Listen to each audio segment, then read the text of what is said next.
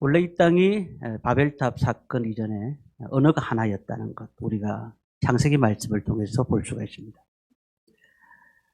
그런데 바벨탑 사건 이후로 나라가 언어가 달라집니다.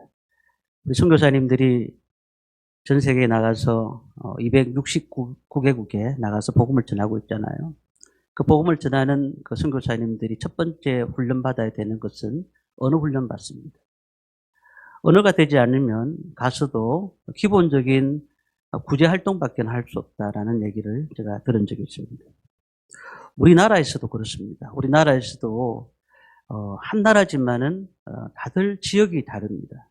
그래서 저 같은 경우는 경상도 사람입니다만은 제가 다른 지역에 가서 이렇게 우리 경상도 억양을 가지고 얘기를 했더니 너무 억양이 세다는 얘기를 하더라고요. 학생들을 데리고 제가 전북 고창에 수련회를 갔었습니다.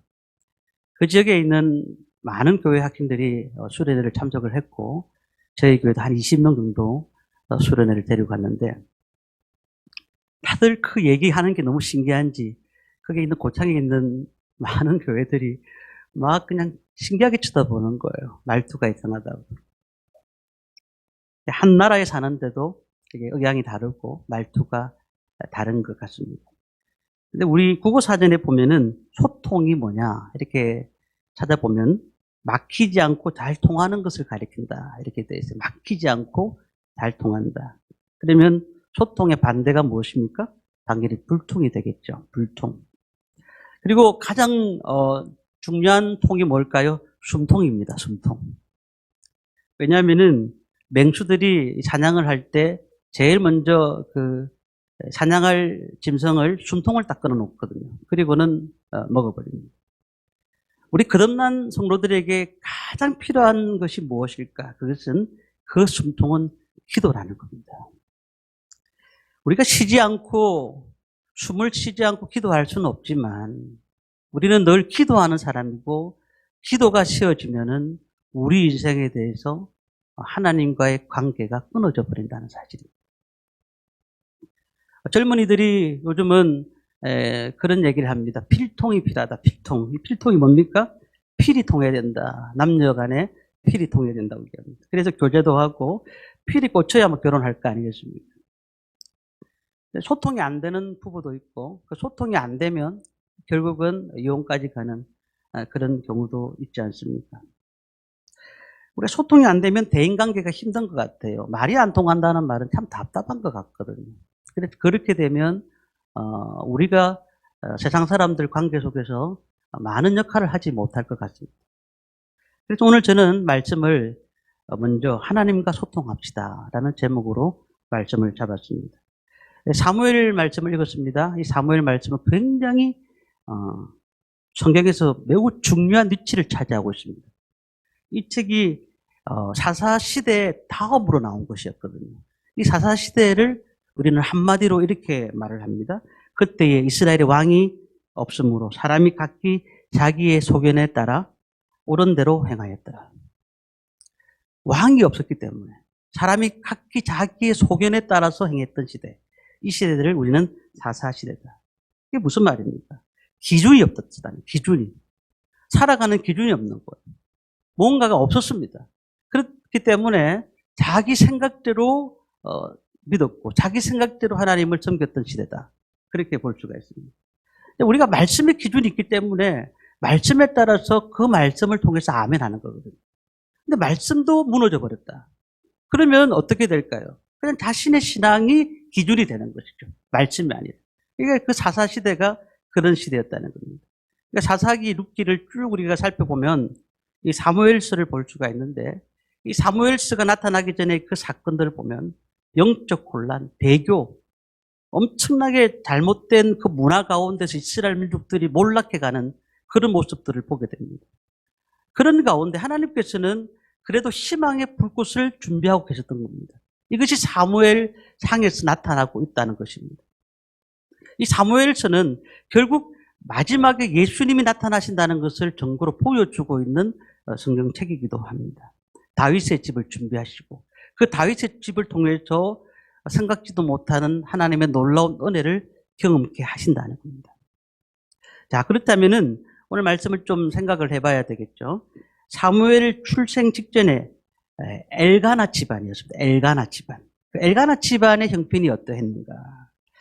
자, 우리 사사시대의 배경이라는 생각을 두고 우리 1절 말씀을 한번 안 읽었으니까 한번 읽어보도록 하겠습니다. 1절 말씀을 같이 읽습니다.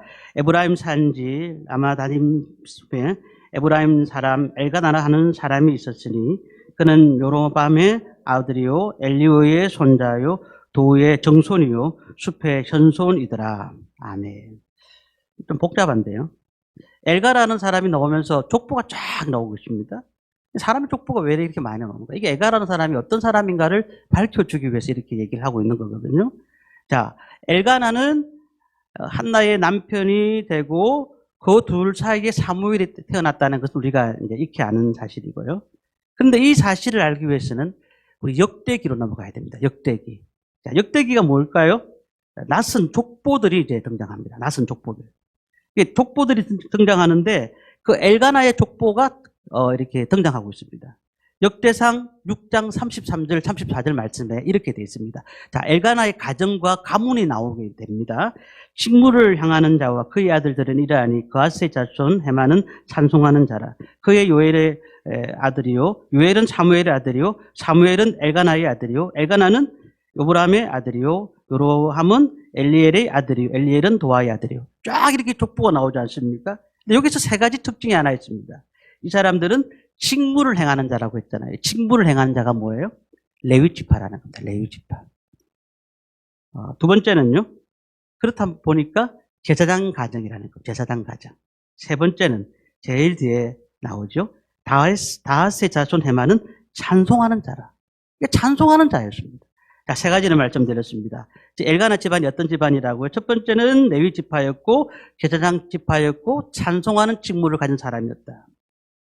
자, 그러니 지금 우리가 얘기를 하면 이런 겁니다. 굉장히 뛰어난 믿음의 가정에서 자랐다. 엄청난 믿음의 가정에서 자란 사람이 이 엘가나다라고 볼 수가 있습니다. 우리식으로 말하면 그런 겁니다. 할아버지가 일제 때 순교하시고 그리고 아버지가 6.25 때 신앙을 지키다가 또 순교하시고 그 아들이 살아남아서 복음과 함께 고난에 투옥되고 그 손자가 목사가 돼서 복음을 전하고 그러니까 믿음의 가정에 믿음의 모든 것을 다 따라갔던 가정이 이 엘가나였다는 사실을 우리는 알아야 됩니다.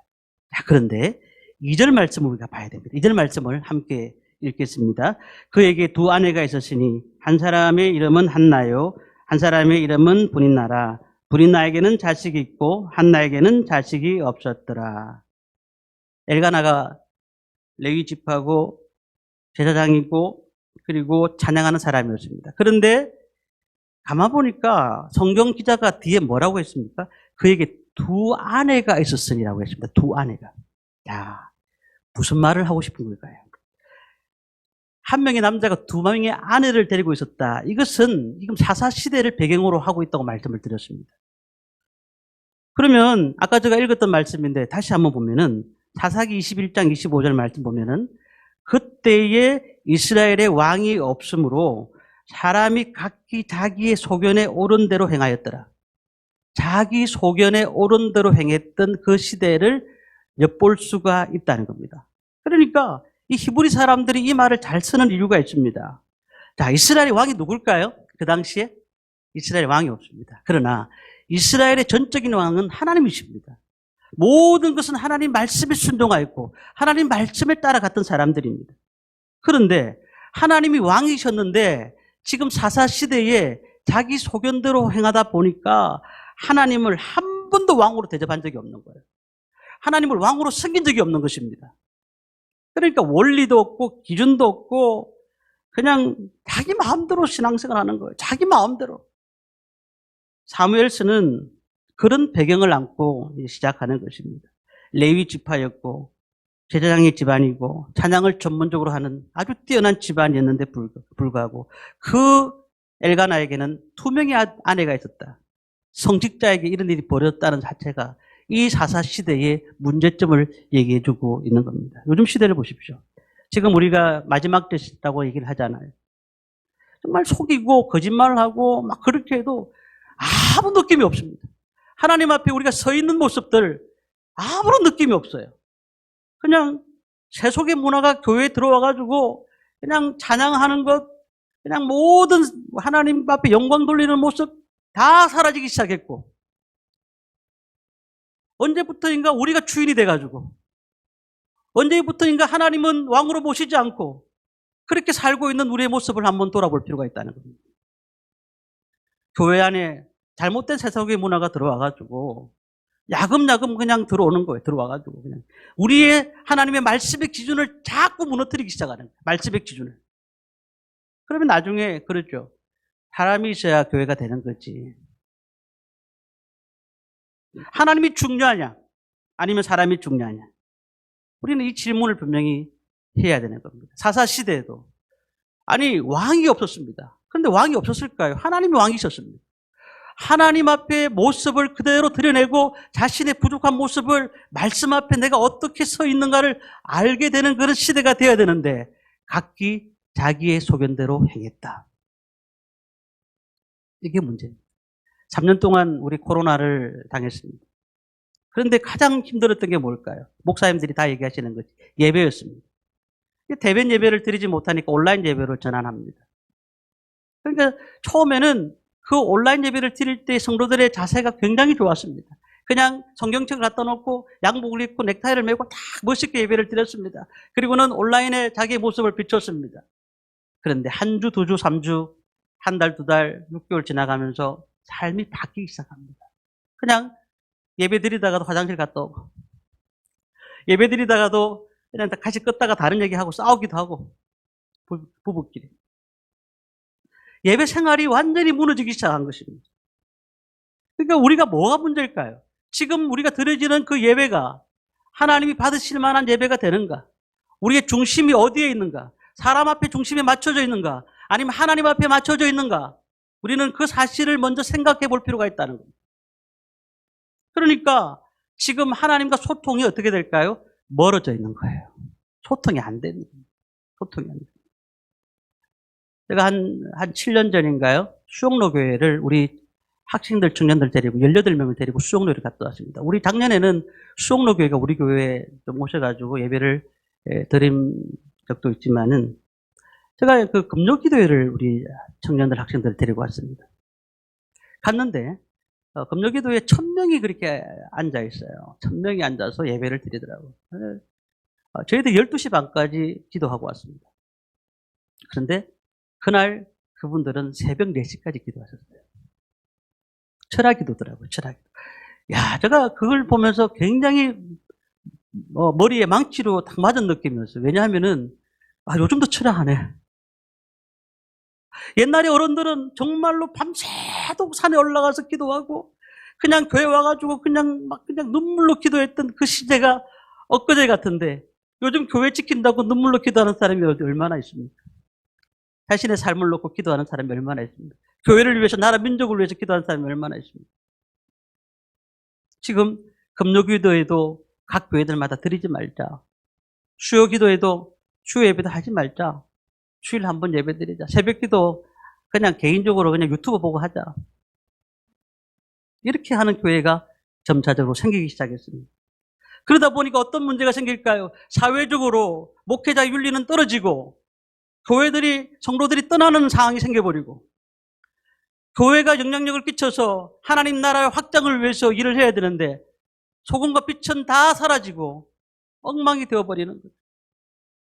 오늘 이런 시대를 우리가 바라보면서 이 사무엘서를 보면서 우리가 어떤 느낌이 듭니까? 정말 이 시대와 우리 시대가 다를 바가 없더라는 겁니다.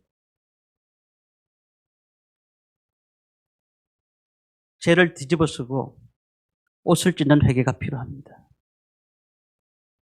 이 시대에 교회의 부흥을 원하며 40명, 50명, 100명, 200명, 500명 이게 아니라 정말로 내 자신의 부흥이 먼저라는 사실.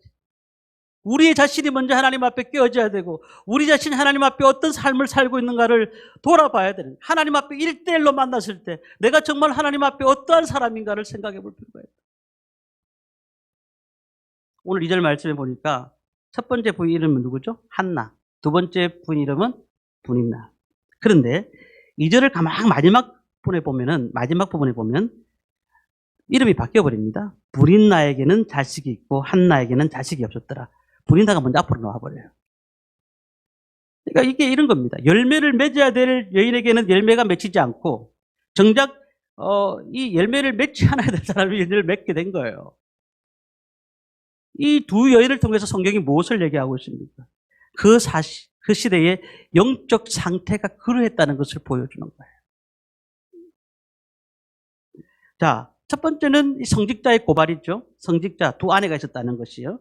두 번째는 이 정도 수준 같으면 백성들의 삶은 보나마나라. 성직자가 이렇게 살았으면 백성들의 삶은 보나마나 똑같다는 거예요. 열매가 없고 열매를 맺지 말아야 될 브린나에게 열매가 있는 상태. 그러니까 영적인 상태가 너무 암울했다는 것을 보여주고 있는 것이죠. 그래서 이 사무엘 저자는 이 사실을 고발하고 있는 겁니다. 고발하고 있는 거예요. 교회는 있는데 세상은 변화가 없어요. 성도가 있는데 세상 사람들은 성도를 욕하고 있습니다. 자기 소견대로 예수 믿는 시대. 자기 받은 은혜가 최고인 시대. 자기 받은 은혜는 최고인 시대. 하나님의 말씀이 기준이 아닌 시대. 그런 시대가 지금 오고 있다는 사실이에요. 그러면 그렇게 되면 어떻게 되죠? 우리는 세상 사람들이 감동을 주지 못하는 거예요. 감동을 주지 못하는 거예요. 그러면 너거나 잘 믿어라. 너거나 예수 잘 믿어라. 라고 분명히 얘기할 겁니다. 두 번째로 생각할 것이 뭘까요? 우리 인간의 소통은 한계가 있다는 사실이에요. 인간의 소통. 한나의 슬픔, 괴로움, 본질, 이 말씀 우리가 알기 위해서 우리 앞에 말씀 안 읽었기 때문에 한번 읽어봐야 되겠죠. 4절 5절 말씀을 우리 함께 읽겠습니다. 같이 읽습니다. 엘가나가 제사를 드리는 날에는 제물의 분깃을 그의 아내 브린나와 그의 모든 자녀에게 주고 한나에게는 갑절을 주니 이는 그를 사랑함이라. 그러나 여호와께서 그에게 임신하지 못하게 하시니. 자, 한나는 정부인이고 브린나는 첩입니다. 그런데 한나를 더 사랑했다는 느낌이 어디서 받을 수 있을까요? 그 한나에게 갑절을 주었다. 물질이 있는 곳에 마음이 있는 것이니까 그 마음이 이제 있으니까 물질을 준 거 아니겠어요? 남편의 갑절의 사랑 받고 살았습니다. 그런데도 불구하고 그는 깊은 슬픔에 빠져 있는 것입니다. 우리가 이렇게 생각할 때 그렇습니다. 한나가 자식이 없기 때문에 슬퍼했다. 물론 그렇게도 볼 수가 있습니다. 6절 말씀 보면 이렇게 돼 있죠. 여호와께서 그에게 임신하지 못하게 하심으로 그의 적수인 브린나가 그를 심히 격분하게 하여 괴롭게 하더라. 여기서 격분이라는 말이 아주 중요합니다. 첩이 본처를 격분시킨다는 것이 말이 안 됩니다. 그런데 그 당시 히브리 문화를 이해를 해야 됩니다. 히브리 사람들의 문화는요, 복중에 있는 생명은 하나님의 주권이 있기 때문에 태어나는 것이다. 그래서 여자가 결혼을 해서 아기를 낳지 못하는 경우라면 그것은 결국 여자가 하나님 앞에 버림받았다. 그래서 그 사람은 하나님과의 관계가 끊어졌다. 이렇게 히브리 사람들이 생각하는 문화가 있어요. 그러니까 이 브린나가 본처인 한나를 격분시킬 수 있었던 이유가 이유지. 그러면은 브린나는 매일 조롱하는 겁니다. 야, 너 분명히 하나님이 저주받은 거야. 아이를 못 낳은 거 보면 분명히 저주받은 거야. 이런 식의 사고가 가능했다는 것입니다. 아무리 한나의 남편이 위로를 그렇게 해주고 갑절로 물질을 주고 필요한 것들 다 해줘도 그 마음에는 너무 속이 상한 거예요. 격분한 거예요. 너무 속이 상한 거예요. 근데 한나의 괴로움이 어떤 것인가를 우리가 살펴본다면 그냥 아이를 낳지 못하는 데 있는 것이 아니고 그가 하나님의 관계의 문제를 얘기를 하고 있습니다. 하나님 앞에 기도하면서 하나님 어떻게 하면 되겠습니까? 내 인생에 답이 없습니다. 그러면서 10절에 이렇게 말을 합니다. 한나가 마음이 괴로워서 여호와께 기도하고 통곡하며. 마음이 괴로우니까 하나님 앞에 자신의 모습을 그대로 내놓고 기도하며 통곡하기 시작합니다. 마음이 괴로워서 통곡을 합니다. 그리고 하나님 앞에 성부를 걸기 시작하는 겁니다. 하나님, 내 삶이 왜 이렇게 되었습니까? 그래서 옆에 지나가던 엘리 제사장이 무슨 소리가 나니까 문을 빼꼼 열고 쳐다본 것 같아요. 그리고 막 한나가 뭔가 중얼중얼 거리고 있으니까 야, 술 마시고 취하지 말고 좀 조용히 좀 하라고. 야, 지금 어느 때냐? 왜 술주정하냐? 15절에 그의 대답을 합니다. 그렇지 않아이다. 나는 마음이 슬픈 여자라. 그러니까 하나님과 이 막혔던 담을 열 수 있는 그 소통은 무엇일까요? 슬픔 가운데 시작되는 겁니다. 슬픔 가운데. 애통하는 자가 복이 있다고 말씀하지 않아요. 그러니까 우리가 이 나라를 보고 교회를 보고 우리의 개인을 보고 삶을 보면서 정말로 우리는 어떻게 살아야 될까요? 하나님, 이 땅에서 내가 해야 할 일이 무엇일까요? 정말 하나님 앞에 나가서 교회를 안고 울어야 되고 이 민족을 안고 울어야 되고 우리 가족을 놓고 울어야 됩니다. 통곡해야 돼요. 우리 꿈 있는 교회 성도님들 올 한 해 많이 우시기를 바랍니다. 많이 우셔야 돼요. 그냥 서러워서 우시는 게 아니고 정말 하나님 앞에 그 마음이 통해서 하나님 교회를 살려주시고 우리 나라를 살려주시고 우리 가족들을 살려주시고 우리 환경을 열어주시옵소서. 우리가 예수를 믿으면 늘 그 제자리 걸음을 할 수밖에 없는 것은 하나님과 나와 관계가 없어서 그래요. 하나님 나와 관계가 없는 거예요. 그러니 늘 그냥 교회를 와도 왔구나. 다시 또 다음에 와야지. 그렇게 되는. 그런데 정말로 하나님 앞에 진정으로 하나님 앞에 기도하고 내 삶을 그대로 내려놓고 하나님 앞에 기도하면 하나님께서 우리를 만져주실 줄 믿습니다. 더 많은 눈물을 흘려야 되는 거예요. 더 많은 삶을 통해서 하나님께 나가야 돼요. 우리 아픔을 놓고 기도해야 돼요. 그때 하나님이 우리를 인도하시는 줄 믿습니다. 마지막으로 그렇다면 하나님과 심정이 통한다는 것이 도대체 무슨 말인가? 자, 마지막으로 우리 한나의 심정을 통하는 기도 속으로 들어가 봐야 됩니다. 마지막이니까 11절 말씀 우리 함께 읽도록 하겠습니다. 같이 읽습니다. 소원하여 이르되 만군의 여호와여 만일 주의 여종의 고통을 돌보시고 나를 기억하사 주의 여종을 잊지 아니하시고 주의 여종에게 아들을 주시면 내가 그의 평생의 그를 여호와께 드리고 삭도를 그의 머리에 대지 아니하겠나이다. 아멘. 이게 뭐예요? 하나님께 관계를 바로 가지는 기도를 하고 있는데 한나의 기도가 뭐예요? 아들을 주시면 내가 도로내 놓겠다는 거예요. 나시든으로서 하나님 앞에 드리겠다는 겁니다. 우리가 생각할 때 그렇습니다. 아니 내놓을 자식을 말라고 달라느냐고 그렇게 생각하는데 이때 하나님의 마음이 통한 거예요. 이게 무슨 말입니까? 우리가 기도하면서 내 기도만 하는 거예요. 막 주여 주시옵소서 필요합니다. 물질이 필요하고 우리 건강이 필요하고 자식들이 잘 되는 것이 필요하고 이렇게 기도하잖아요. 그런데 깊은 기도를 하게 되면 하나님의 심정을 알게 되는 거예요. 하나님의 마음을 알게 됩니다.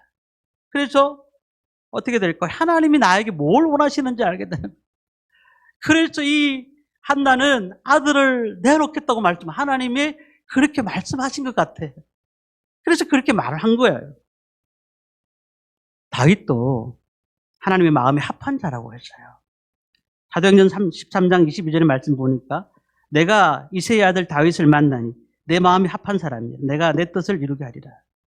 하나님 마음에 드니까 400명의 사람들을 다윗에게 붙여주셨어요. 하나님께서 한나를 기억하시고 하나님 마음에 은혜를 주셨고 다윗을 기억하시고 그 마음이 합한 자라고 하셨고 우리는 올 한 해 2024년도에 하나님과 마음이 통하시기를 바랍니다. 기도하다가 하나님의 마음을 알게 되고 기도하다가 하나님의 음성을 듣게 되고 기도하다가 하나님의 역사를 만나는 우리 꿈이 있는 성도님들 되시기를 바랍니다. 하나님께서 뭐 때문에 그렇게 말씀하실까요? 이 시대를 보면서 그러신 거잖아요. 이 시대가. 지금 이 사무엘 시대가 누구도 이 시대에 말씀을 붙잡고 가는 사람이 아무도 없는 시대였어요. 그러니 야 내가 너한테 아들을 줄게. 그런데 그 아들을 하나님께 바치라. 하나님께 바치라는 거예요. 오늘 말씀이 끊어진 시대가 되어서는 안 되고 우리 삶 가운데 하나님의 역사가 일어나는 삶을 살아야 됩니다. 아들을 내놓겠다는 것은 그 한나의 뜻이 아니라 하나님의 뜻이었다는 사실이죠. 이삭도 마찬가지였습니다. 모리아산에서 바치라고 할 때 그 아브라함이 그 바치는 마음을 누가 주셨을까요? 하나님이 주셨다는 거예요. 그래서 그가 바쳤던 것입니다. 우리는 하나님 말씀을 잘 깨달으면 됩니다. 하나님 말씀하옵소서 종이 듣겠나이다. 이 고백이. 한나는 처음에는 하나님 내 슬픔을 거둬가 주옵소서 나는 이렇게 힘듭니다. 내가 너무 힘듭니다라고 기도하다가 하나님의 마음이 딱 통하면서 하나님 그렇습니다. 제가 아들을 바치겠습니다. 이 시대에 필요한 아들로 하나님이 사용하시겠다면 기꺼이 바치겠습니다. 그런 마음으로 하나님의 마음이 통했다는 사실이에요. 그래서 사무엘은 여호와께서 들으심이라라는 뜻을 갖고 있거든요. 20년 동안 임종을 지켜본 호스피스 병동의 수 간호사가 남긴 글입니다. 생애 마지막에서 수많은 사람들이 이제 죽음을 향해 달려가고 있을 때에 그분들이 얘기했던 내용이 무슨 내용인가? 더 좋은 집을 살아봤으면 좋겠는데, 더 많은 돈을 벌어봤으면 좋겠는데, 더 좋은 차를 가졌으면 좋겠는데, 이런 말 한 사람 아무도 없었습니다. 단지 바람이 아주 소박했다는 겁니다. 내 아들과 더 많이 놀아줄 것, 더 많이 여행을 다닐 것, 좀 더 많은 시간을 가족과 함께 식사를 할 것. 이런 얘기들이 주를 이루었다는 거예요. 우리가 하나님의 마음을 이해한다는 것은 이런 것입니다. 하나님의 마음을 이해한다는 것은 내 뜻을 하나님 앞에 감찰시키는 것이 아니고 하나님의 뜻을 알게 되면 하나님께서 우리의 사정을 모를까요? 다 아시는 거예요. 다 아시는 거예요. 이 시대에 정말로 우리 젊은이들이 또한 우리 성도님들이 다 목말라하고 있습니다. 우리가 그 일들을 하기 위해서 저와 우리 성도님들이 이 재단에서 예배를 드리고 하나님께 나가고 있는 것이니 이제 우리도 이 시대를 본받지 말고 마음을 새롭게 함으로 변화를 받아 하나님이 원하시고 뜻하시는 바가 무엇인지 분별할 수 있는 우리의 인생을 살아드리기를 원합니다. 말씀을 정리합니다. 올 한 해는 하나님과 소통하십시오. 정말 소통해야 됩니다. 기도 많이 하셔야 돼요. 혹시 교회에 기도하러 못 오시는 일 있으면 집에서라도 하나님과 기도하십시오. 그리고 내 뜻을 하나님 앞에 감찰시키는 것이 아니고 하나님 말씀하옵소서 종이 듣겠습니다. 라는 그 고백의 기도가 있어야 될 줄 믿습니다. 이 진영 지역에 정말 작은 지역, 우상도 많고 악한 영이 많은 지역이지만 우리가 이 작은 교회가 하나님의 소통함을 통해서 하나님 말씀하옵소서 우리 교회가 듣겠습니다. 그런 마음을 가지고 올 한 해에 하나님이 주시는 은혜를 통해서 늘 주님의 사랑을 힘입고 달려가는 저와 성도님들 되시기를 주님의 이름으로 축원합니다.